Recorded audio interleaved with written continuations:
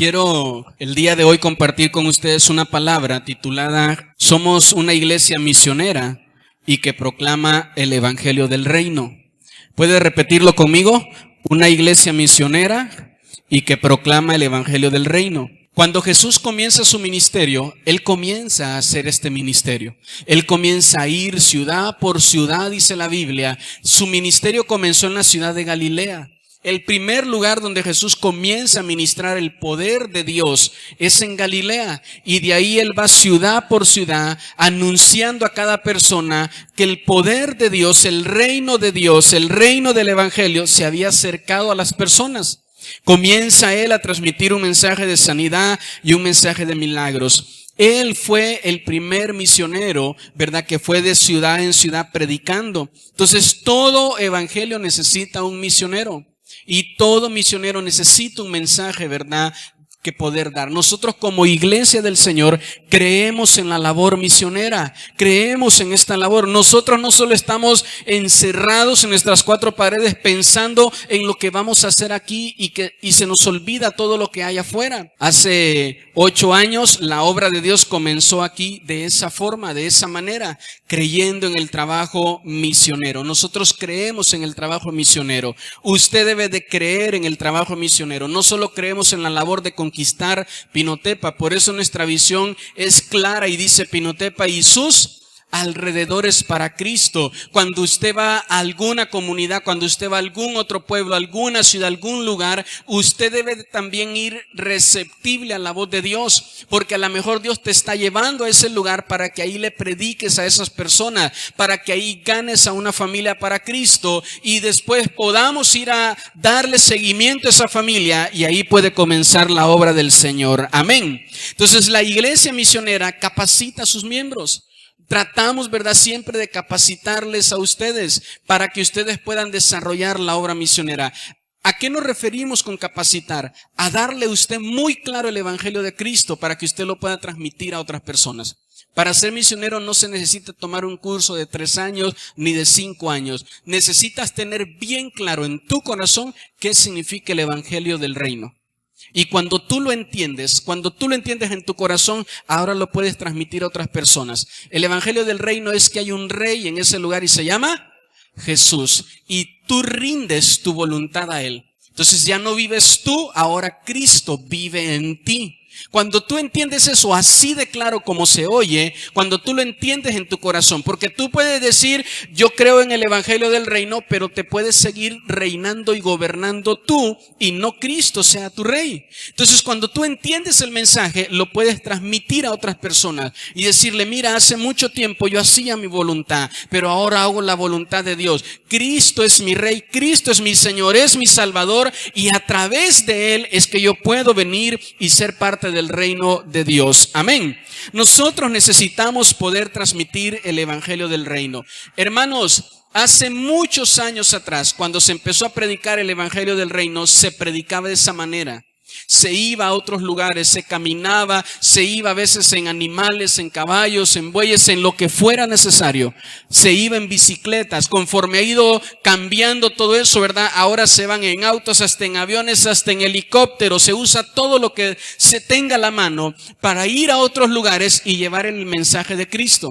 El mensaje de Cristo es a través de su palabra. Diga conmigo, de su palabra. Cuando Cristo, ¿verdad?, iba y transmitía el mensaje, Él llegaba a una ciudad, a una casa, platicaba con las personas cara a cara, les transmitía el mensaje y la gente empezaba a ser discipulada, la gente empezaba a caminar con Cristo, empezaban ellos a recibir una enseñanza, empezaban ellos a recibir la palabra de parte de Jesús uno a uno. Por eso es que en la iglesia levantamos líderes, anfitriones, personas que puedan también llevar el mensaje de Cristo a otros lugares. Amén. Nuestra forma de evangelismo es el evangelismo personal. Esa es la forma como usted debe de evangelizar. Hay personas que dicen, mira, yo voy a la iglesia, te invito a la iglesia, allá te van a enseñar, allá van a orar por ti, allá te van a llevar a los pies de Cristo. No, usted le debe de decir a la persona, ¿verdad?, cómo él puede recibir a Cristo, confesándole sus pecados, arrepintiéndose de ellos y recibiéndole en su corazón. Amén. No importa, tú no necesitas hacer la oración que hace el pastor para que una persona pueda recibir a Cristo. Tú puedes orar por las personas diciéndole: ¿crees que Cristo es el Hijo de Dios? Sí lo creo. ¿Crees que murió en la tierra y que resucitó? Sí lo creo. Entonces bien puedes recibirlo. Amén. Porque hay gente que dice: no, sí, yo creo en Cristo, pero creo que Él era un profeta, un maestro, un tipo así muy buena onda, calidad, pero que es Dios, no. Yo tengo mi otro Dios. Entonces no, la persona debe de confesar. Dice la Biblia: el que cree primero y después lo confiesa. Por eso le preguntamos a la gente: ¿usted cree en Cristo? No, yo no creo. Entonces déjeme predicarle y déjeme enseñarle quién es Cristo. ¿Sabe qué? Sí creo en Cristo. Entonces haga conmigo esta oración: arrepiéntase de sus pecados, confiéseselos a Él y recíbalo en su corazón. Ese es el mensaje del reino de Dios. El poder presentarle a la gente quién es Cristo, porque Cristo es la puerta al reino. Cristo es la puerta, es la entrada al cielo. Y esto se lleva a cabo a través de la obra misionera. Diga conmigo: la obra misionera. Entonces, las misiones, ¿verdad?, y el evangelio van tomados de la mano. No podemos evangelizar sin ser misioneros. Tampoco podemos ser misioneros sin tener un mensaje de el evangelio de Cristo. Nuestra misión es ganar este estado para Cristo. La labor de poder entrar hacia todo este estado es nuestra. Me motivan sus amenes. Yo pensé que aquí todos iban a gritar y a tirar las Biblias al aire. La labor es nuestra, es suya. Por eso cuando usted dice: pastor, voy a salir de vacaciones, voy a ir a pasear a Oaxaca, no solo vaya a pasear. Señor, si ahí me permites predicarle a una familia donde se pueda levantar tu obra, ahí lo voy a hacer. Voy a ir a Salina Cruz, voy a ir a cualquier otro lugar. Usted vaya siendo sensible a que Dios le pueda, ¿verdad?, llevar a usted y predicar ahí. Tenemos un estado enorme por poder nosotros conquistar. Cuando nosotros decimos que Pinotepa es para Cristo, significa que en cada colonia y barrio de Pinotepa podamos tener una célula establecida y que podamos seguir abriendo obra del Señor, entrando más hacia nuestro estado. Amén. Entonces, por favor, no dejemos, ¿verdad?, de estar enfocados en esta parte. Mire, Hechos capítulo 11, versos 20 y 21. Vaya conmigo, por favor, ahí. Pero había entre ellos unos varones de Chipre y Cirene, los cuales cuando entraron en Antioquía, hablaron también a los griegos, anunciando el evangelio del Señor Jesús. ¿Qué evangelio anunciaban? El del Señor Jesús. Y la mano del Señor estaba con ellos, y gran número creyó y se convirtieron al Señor. Esto es lo que yo quiero que usted pueda tener en cuenta. Que se diga aquí de usted. ¿Cómo se llama usted? Ahí ponga su nombre. Amén. Que se diga: cuando fulano de tal fue a tal ciudad, empezó a predicar el evangelio del Señor ahí, y la mano de Jesús estuvo con él, estuvo con ella, y muchas personas ahí se convirtieron a Cristo. Que si el Señor te lleva por trabajo, ¿verdad? Siempre le he dicho esto. Si usted dice: pastor, me voy a tener que ir a trabajar a otra ciudad y me voy a cambiar, ¿qué iglesia me recomienda? Ninguna, porque usted ya tiene iglesia. Usted es la iglesia del Señor. La iglesia del Señor no es este edificio. Cuando vamos a otro lugar, si en ese lugar hay iglesia del Señor, ya tenemos donde congregarnos. Y si no hay iglesia del Señor, entonces tenemos una tarea que comenzar. Y comenzamos con nuestra familia. Yo creo con todo mi corazón que la mano de Dios me respalda. Si no, no se hubiera logrado ni se hubiera podido hacer nada de todo lo que hoy hay. Hay muchas personas que en sus fuerzas han querido hacer la obra de Dios y terminan acabándosele las fuerzas y no llegan muy lejos. Cuando Dios está con un hombre, con una mujer, las cosas de Dios permanecen. Las cosas de Dios van, crecen, se desarrollan porque Dios está ahí. Yo estoy seguro que Dios está con nosotros. Por eso es que quiero que entienda que la mano de Dios no solo está conmigo como pastor, también está con usted. Cuando usted vaya a un lugar, por favor no tenga miedo. Más si usted entra y ve esa casa llena de imágenes, de cuadros, de santos, usted dice: no, yo aquí mejor no predico. ¿Qué tal que me echan agua caliente o algo así? Ofendo a esta gente con sus ídolos. A donde usted llegue, donde el Señor le lleve, la mano de Dios está con usted. Amén, iglesia. Usted tiene que llevar, dice ahí la Biblia, que estos hombres, ¿verdad?, iban, predicaban, anunciaban el evangelio del Señor Jesús. Lo que nos toca a nosotros es anunciarlo. ¿Sabe quién va a convencer a la gente?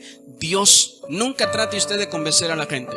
Por eso es que yo siempre le digo a los líderes, hay gente a veces que quién sabe por qué razón se molesta, se enoja y se va de la iglesia. Y cuando vamos a visitarle nos trata mal, nos recibe mal, no nos quiere en su casa. Siempre le digo, ¿sabe qué? No le visite, porque a lo mejor si usted va nada más le va a ir a dar razones para que esté más molesto y se enoje más y pelee más. Deje que sea Dios quien obre y quien toque su corazón y Él va a hacer la obra. Amén. Cuando usted sale a evangelizar, como hace un día del amigo atrás, y usted logramos en total anotar 286 invitados en todos los peces que teníamos en nuestras dos redes. De todas esas personas han ido llegando unos poco a poco y otros han ido entregando su vida a Cristo. Amén. Nosotros ahorita este próximo domingo tenemos otra vez el Día del Amigo. Usted ya oró por muchos de esos invitados. Usted ya ayunó por esos invitados. Usted ya les fue a compartir. No puede dejarlos así. Tenemos nosotros que regresar creyendo que a lo mejor hace un Día del Amigo pasado no era el momento para que ellos vinieran a Cristo, pero este próximo Día del Amigo lo es. Entonces usted va de nuevo, insiste, y la mano de Dios va a estar con nosotros. Decimos amén. Entonces, ¿qué era lo que ellos anunciaban? Si me ponen el verso 20, por favor, ahí en la pantalla. Ellos anunciaban el Evangelio del Señor Jesús. Diga conmigo, el Evangelio del Señor Jesús. Una iglesia no puede andar anunciando malas noticias. No puede andar anunciando el evangelio del diablo, el evangelio del infierno, diciéndole a toda la gente que se va a ir al infierno, que Satanás vive en su casa y diciéndole puras cosas así. No, la palabra de Dios es clara. La Biblia le va a hablar a esa persona del reino, le va a hablar a esa persona del infierno, le va a hablar a esa persona de un enemigo que existe. Amén. El Espíritu Santo le va a hablar a esa persona, pero usted no puede querer ir a evangelizar, ¿verdad? Ya maldiciendo a todo el mundo. Yo insisto, recuerdo que el evangelio antes en las iglesias, hace 40 años atrás, el evangelio, ¿verdad? Era de esa manera. A la gente la corrían de la iglesia. Literalmente le decían, a ver hermano, levántese usted de allá atrás. ¿Cómo es eso que anda en fiestas? ¿Qué anda tomando? Mire, decídase una vez, si no, párese una vez y váyase de la iglesia. Y pues la gente, mire, se avergonzaban a la gente delante de la congregación. Imagínense que hiciéramos eso todavía. No tenemos culto aquí nada más pidiéndole cuentas a todos ustedes. Entonces, pero dice la Biblia que ¿qué era lo que ellos andaban anunciando? El evangelio del reino. Jesús llegaba con publicanos, con prostitutas. ¿Cómo cree usted que es el ambiente, verdad, en un lugar donde hay prostitutas? ¿Usted cree que están tapadas? ¿Usted cree que están ahí, verdad, cubiertas? No, pues, verdad, si no enseñan, no venden. Amén. El que tenga oídos para oír, que oiga. Entonces, ¿usted cómo cree que es el ambiente con los publicanos, con los ladrones, con los delincuentes, para que me pueda entender? Entonces, ahí había un montón de cosas incorrectas. Por eso la gente juzgaba a Jesús. Decía, ¿por qué se mete ahí? ¿Por qué va a hablar con esas personas? Él no llegaba y les decía, les vengo a decir a ustedes que allá los esperen en el infierno Satanás, allá están anotados el nombre de todos ustedes en el infierno. Él no llegaba a hacer eso con la gente. Él llegaba a decirles a ellos, ¿verdad?, que había una esperanza y había una salvación y una oportunidad, y todo eso estaba en Él, en creer en Él y en recibirlo a Él. ¿Decimos amén? Entonces tenemos que predicar a Cristo.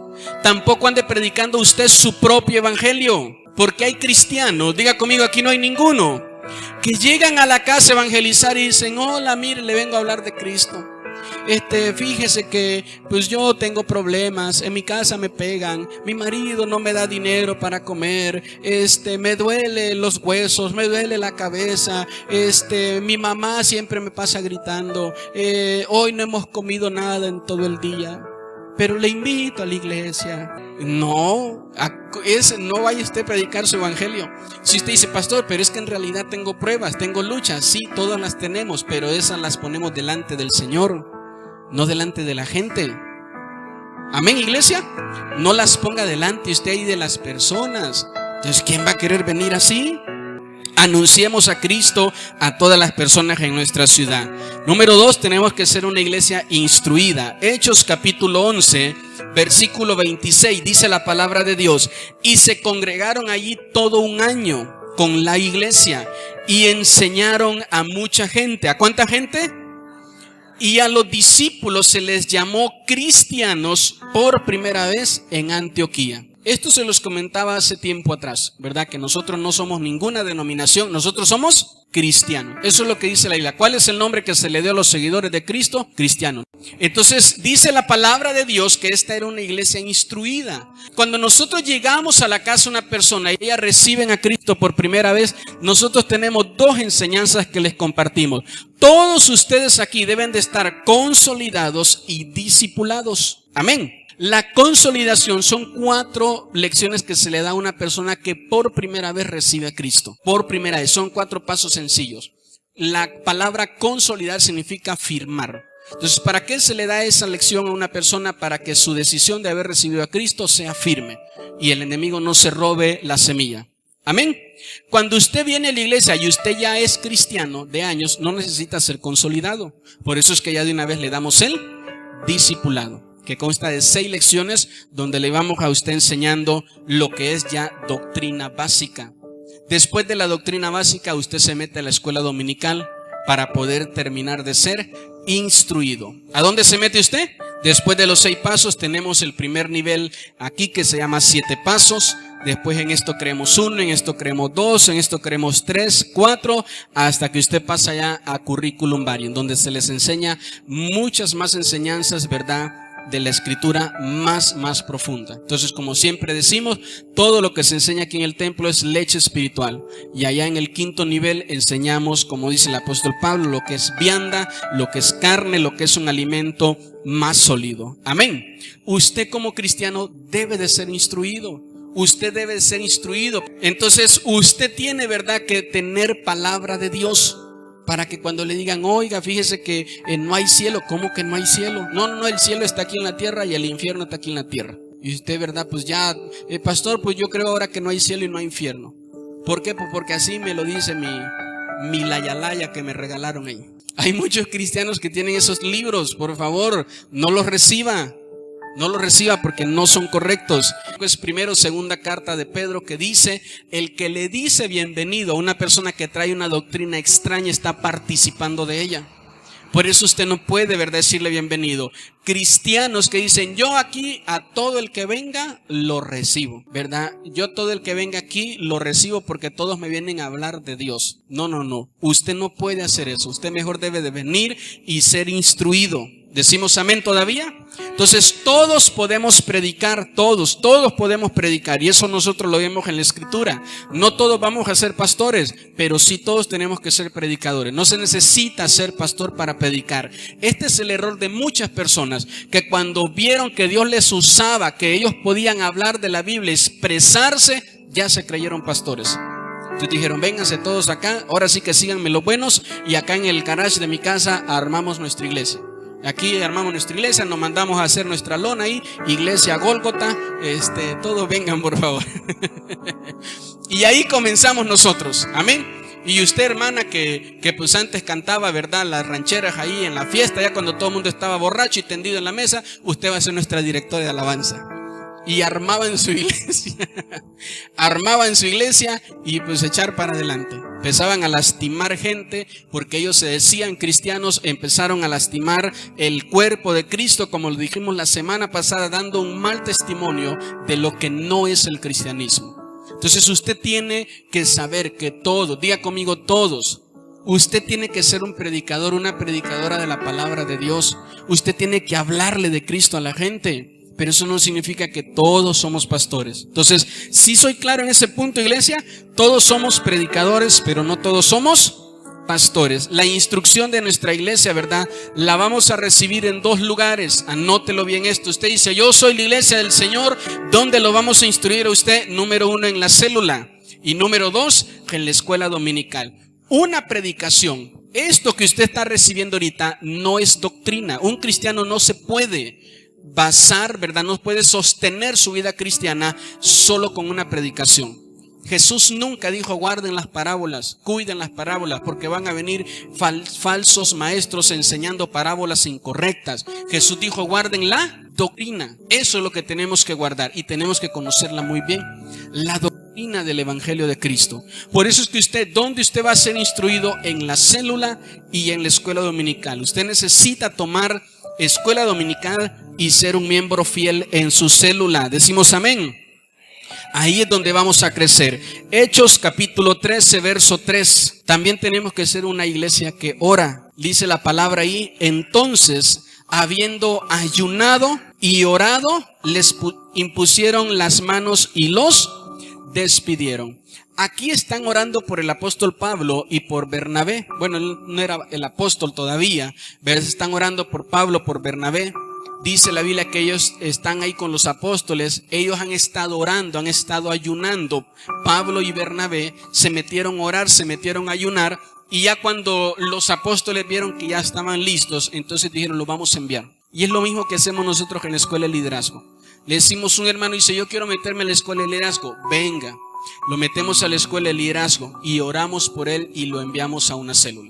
Se oró por ellos y se les envió. No crea usted que, verdad, a todos los que han ido conmigo a la iglesia del Señor del DF saben que en agosto es cuando el pastor Jesse ora por los misioneros, verdad, que van a ser establecidos como pastores, y ora por los estudiantes graduados que van a ser enviados como misioneros a otros lugares. Y oran por ellos, les imponen manos, verdad, todo el consejo apostólico de nuestra cobertura, y los envían a los lugares donde Dios les ha mostrado, donde Dios ha hablado de ellos. Entonces, de igual manera, nosotros como iglesia local creemos que Dios les va a dar talentos, dones para ir y predicar el evangelio de Cristo. Y a lo mejor decimos: bueno, el Señor está haciendo crecer la obra de Dios ahí en Motilla, ahí en Lagartero, ahí en Guasolo, pues vamos a orar y a mandar un líder para allá. Me motive la mente de todos los líderes. Vamos a orar y a mandar un líder para allá, ¿verdad? Y entonces cuando nosotros enviamos a una persona, es para que pueda llegar ahí y empezar a desarrollar la obra de Cristo. Pero la iglesia debe ser una iglesia que ora. En muchas, verdad, ocasiones la iglesia es más sostenida por la oración que por el dinero. No se sostenía la obra de Dios por dinero, se sostenía por oración. Orábamos por eso, me sostenía por oración. Siempre me he sostenido por oración, ¿verdad? En todo lugar donde he estado, no solo aquí, en todo lugar, la obra de Dios no es fácil. La obra de Dios es bastante difícil. Si usted dice: pues hoy estoy enojado, estoy molesto con el pastor, no le voy a dar mi ofrenda ni voy a dar mi diezmo. Mire, Dios va a suplir por otro lado. De cualquier lugar, dice la profecía, Dios va a traer salvación a su pueblo. Y eso me ha tocado verlo. Gente que no es de la iglesia me ha buscado para darme dinero. Gente que no viene a la iglesia me ha buscado, me ha dicho: pastor, Dios puso en mi corazón darle esto. Y de ahí se ha sostenido la obra. Escúcheme bien, porque es muy feo, muy malo que la obra de Dios se esté sosteniendo por dinero de otras personas. Entonces, ¿qué es lo que pasa? Que Dios bendice al dador alegre. Y la bendición que era para ti, que era para tu dinero, que era para tu economía, se la llevó otro. Y a veces decimos: es que no tengo dinero. Y hace unos días platicaba con el hermano Juan Carlos, que Dios puso en mi corazón eso. Le pregunté al Señor, porque estaba leyendo ahí en Primera de Reyes, le dije: Señor, ¿por qué mandaste a Elías con la viuda de Sarepta?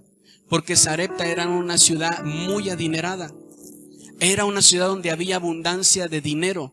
Y Dios no mandó a Elías con ninguno de esos ricos, lo mandó con la viuda de Sarepta. Y le dije: Señor, ¿por qué lo mandaste ahí? Me dijo: porque ella era la que tenía necesidad. Los otros no tenían lo último para morirse, tenían, pero ella era la que tenía necesidad. Y a veces lo que tú piensas que es lo último, tú estás pensando ya en morirte como la viuda. Tú dices: tengo que guardar bien esto, tengo que cuidar bien esto. Y tú le dices: Dios, bendíceme, ayúdame. Está bien, te voy a bendecir.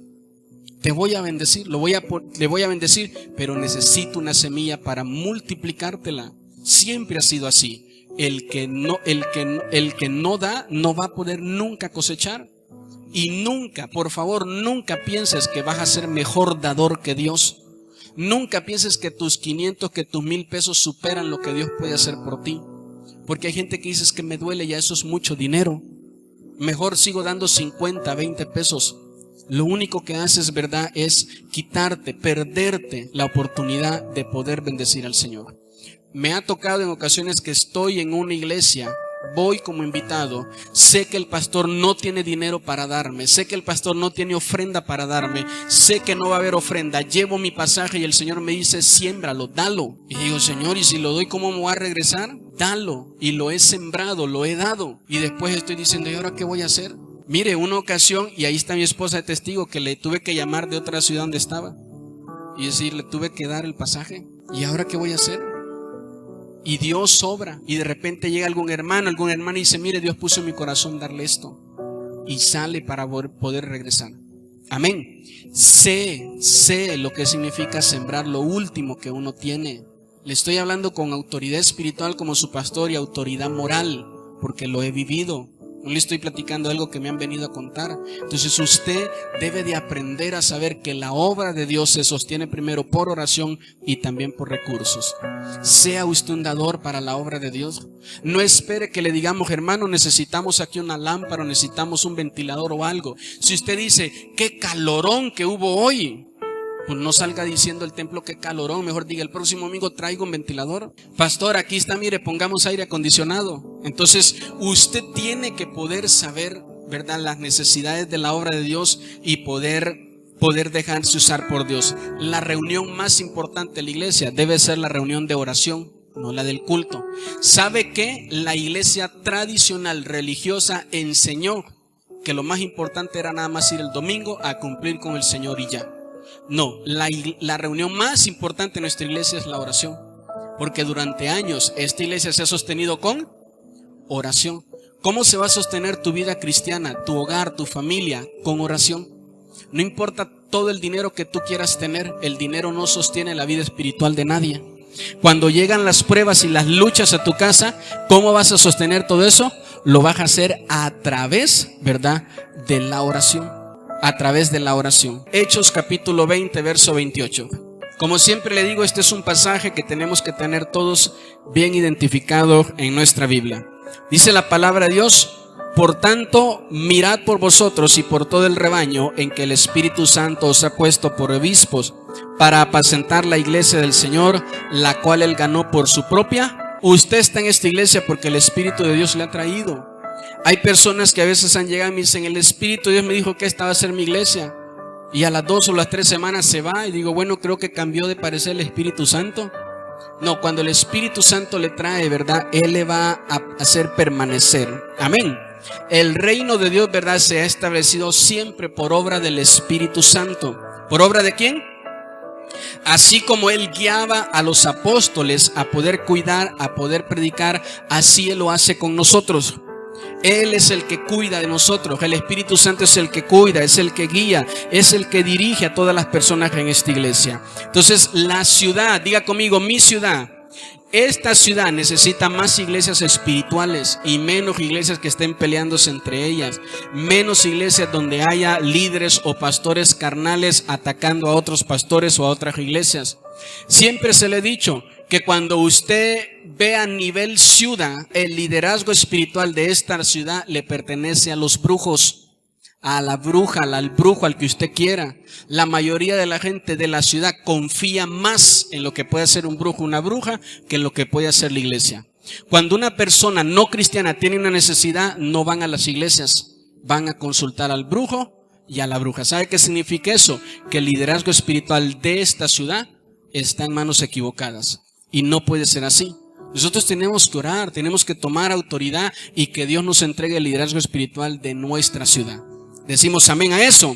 Entonces la ciudad necesita un liderazgo espiritual. El reino de Dios, ¿verdad?, se establece en hogares donde reine Jesús y no donde reine yo. Por eso dice la Biblia que Él nos llamó para ser apacentados y Él fue el que ganó la iglesia con su propia sangre.